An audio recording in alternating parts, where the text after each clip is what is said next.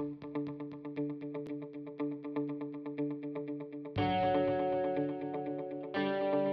Joe Mazumdar from Exploration Insights, the 2017 Vancouver Roundup.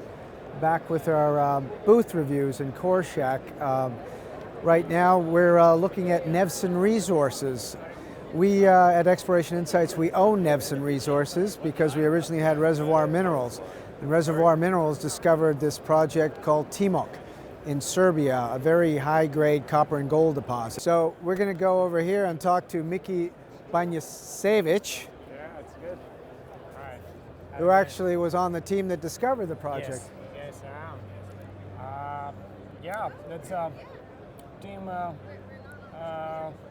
the reservoir geologists and Freeport geologists just started to explore our exploration program in 2010 maybe in look the at the Timok map. zone.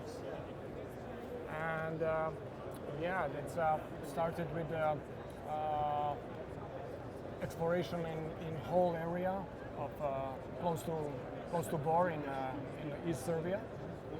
And these are all very high-grade copper gold deposits. Yeah, the Bor is a very well-known world porphyry and high sulfidation prospect or mine area that's discovered 1902 and 1903 on the surface, and it's Timok is generally very prospective copper belt, or part of the Tethyan copper belt, and with a big deposit in the Majdanpek on the north, and Bor is in the middle. So when I went on my site visit there, what I noticed is that there was a fault or something that east-west or something like that down-dropped the mineralization potentially at Bor, and it was covered by younger rocks. Yes, yeah, that's generally the main structure is north-south, and the reverse faulting, for example, of Bor western block is uplifted to the surface, but on the Čukaru-Peki is a normal position in 450 meters below the surface, totally covered with the mice. So I think what we got to remember when we do exploration, people get into dogmas and they say, well, beyond this fault there is no more mineralization, but you guys kept going. What drove you to drill underneath a couple of 100 meters of unaltered rocks, thinking that you would find something like that underneath? I know that's the first of all crucial thing here in exploration is the big experience of Serbian geologists or ex-Yugoslavian geologists, and very well known stratigraphy and tectonic control in this area, and combined with modern technology and modern methods. Like geophysics. Like geophysics with a foreign company or a Canadian company.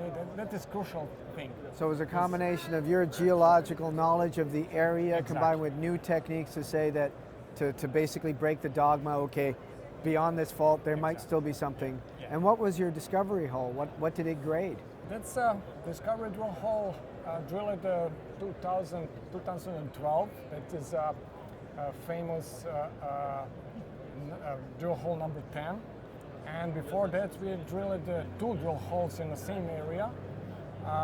Tried to test this CSMT geophysical anomalies. And after these 2 drill holes, relatively shallow, we started with 1210, as we call it, and hit mineralization in 500 meters, high sulfidation, and after that we drilled it deeper and to targeting connection with porphyry, and So what kind of grades were you getting? This first drill hole is a grade maybe as I remember, that is 300 meters with 2.1. It's not so strong. Yeah. But we'd connect with porphyry on the depth, and after that we'd step out to 200 meters to the south and hit the center of very high sulfidation, the more than 10% of copper inside, with 10 to 15 grams per ton of gold. So I guess what we got to understand, we got to know that Nevsun's basically got 100% of the upper zone, which is the very high-grade copper and gold zone, and they have a joint venture with Phelps Dodge on the lower zone. So there's two exposures here to two potentially significant deposits. Thanks, Mickey. Thank you Cheers. very much. And now we're going to talk to Peter Manojlovic, who's the VP of Exploration for Nevsun. Hi, Joe. And he's following up after the discovery with a lot of drilling. So what are you planning on doing here, Peter? All right, well, as you can see, this is a fantastic discovery. And the next stage of the process really is to tighten that drilling up so we can develop a mine plan on that. So what's your current resource that you're working off of? The current resource for the entire project is around 35 million tons at around 3% copper. Which is ridiculous. Okay, and that the gold grade? That includes a very high grade portion of over 1 million tons of greater than 15% copper. So our plan really is we need to confirm that up, and we're almost halfway through that process now. So we have 7 drills drilling that currently, and we're also in the process of drilling the porphyry copper that sits underneath. But in the infill drilling, like you're infilling inferred category to indicated or indicated to measured?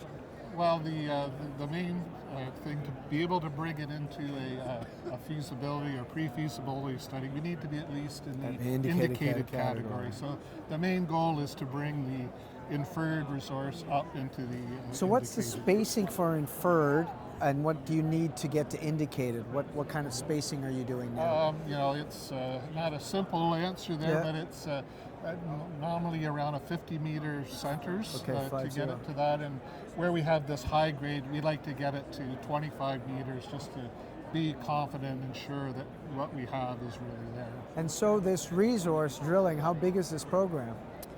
The resource program for this upper just for zone the upper zone is we have 28,000 meters initially for that program, but we'll likely do a little bit more than that. And so your goal is to produce this updated resource by when? Well, we hope to get our pre-feasibility study done in the summertime of 2017.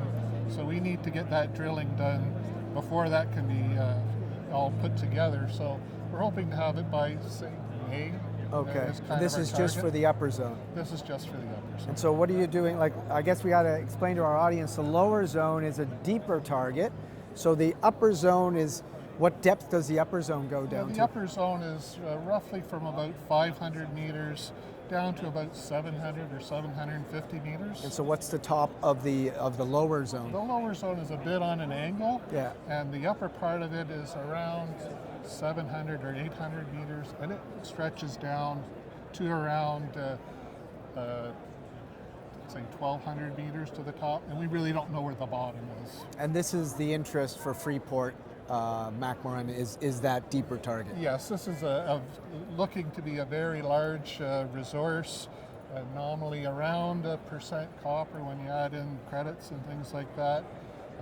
But the first stage is we need to figure out how big that really is. So the work we're doing there is to try and get that deposit basically scoped out at about a 200-meter center spacing. Right, just to get an inferred resource? Just to get an inferred resource and see how big it really could be.